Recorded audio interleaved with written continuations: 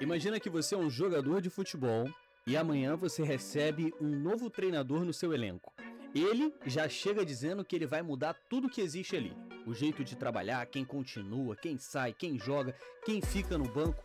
A primeira coisa que você faria provavelmente é desconfiar dele. Agora, imagina fazer isso com um elenco que é cheio de campeão do mundo.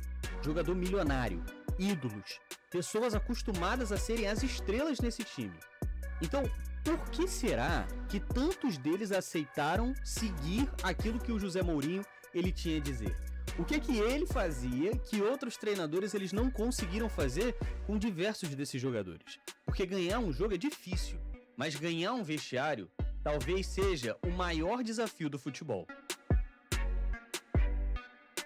Porque quando se fala em Mourinho, a maioria das pessoas vai pensar nas polêmicas, nas coletivas, na ironia, nas discussões, em falar que ele é o The Special One. Mas isso é o que aparece pra gente. Os jogadores enxergam uma outra pessoa. E talvez ninguém explique isso melhor do que Didier Drogba. O Drogba ele contou que o Mourinho ele fazia com que o elenco acreditasse que era capaz de vencer qualquer adversário. E isso não é sobre discurso bonito, não. Era sobre convencer os jogadores de que eles eram melhores do que aquilo que eles imaginavam. Aliás, esse é o tipo de pergunta que eu quero responder aqui no canal.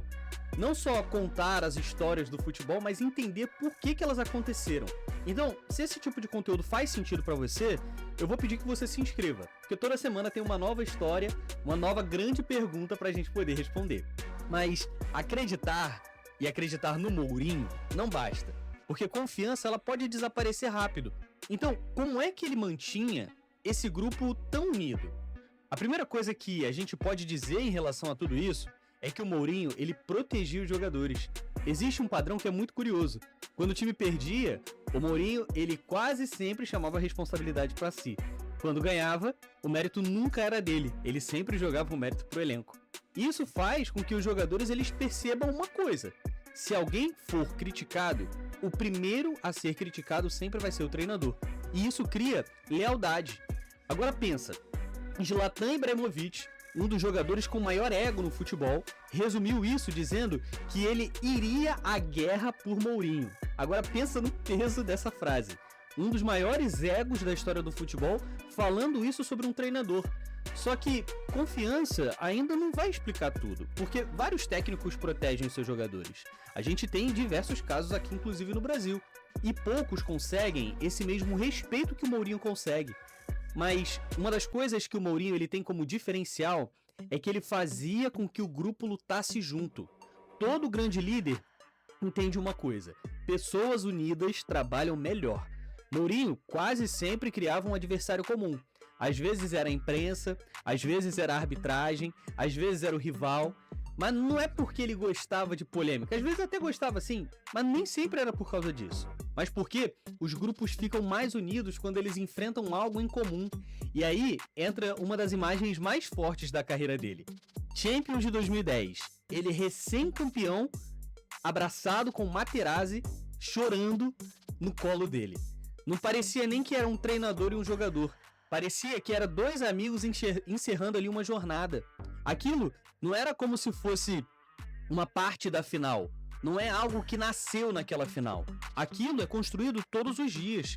E eu queria saber de uma coisa de vocês. Qual é o treinador que te passa essa sensação hoje em dia?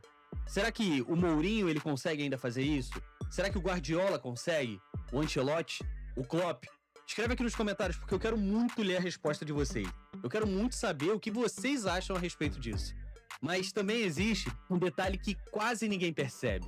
O Mourinho, ele nunca liderou sozinho. Ele sempre valorizou os líderes que existiam dentro dos elencos. O John Terry no Chelsea, o Javier Zanetti lá na Inter de Milão, o Jorge Costa no Porto. Ele entendia que um treinador, ele não consegue controlar 25 jogadores sozinho. Ele precisa que o próprio grupo mantenha a cultura viva. É por isso que tanto jogador fala dele até hoje. Eles não lembram só das táticas do Mourinho, lembram de como eles eram tratados pelo Mourinho. E aí você pode se perguntar, por que esse método então ele deixa de funcionar? Por que o Mourinho ele não é o técnico com mais títulos na história do futebol? Porque nenhum líder, ele vive só de passado. O futebol ele muda, os jogadores mudam, as gerações mudam e a confiança, ela precisa ser conquistada de novo e de novo e de novo. Talvez seja por isso que os melhores momentos do Mourinho tenham acontecido exatamente quando ele conseguiu construir uma família antes de construir um time de futebol. A conclusão que a gente tira disso tudo é que talvez o Mourinho nunca tenha sido seguido porque ele gritava mais, nem porque ele era o mais entendido de futebol dos treinadores. Ele era muito seguido justamente porque ele fazia com que os jogadores eles acreditassem nele, acreditassem nos companheiros e principalmente que eles acreditassem em si mesmos. Porque no fim das contas, tática, ela pode ganhar um jogo, é verdade, mas a confiança ela ganha as pessoas. E talvez essa seja a maior vitória da carreira do José Mourinho. Se você gostou desse jeito de enxergar o futebol, eu vou pedir que você, por favor, se inscreva no canal.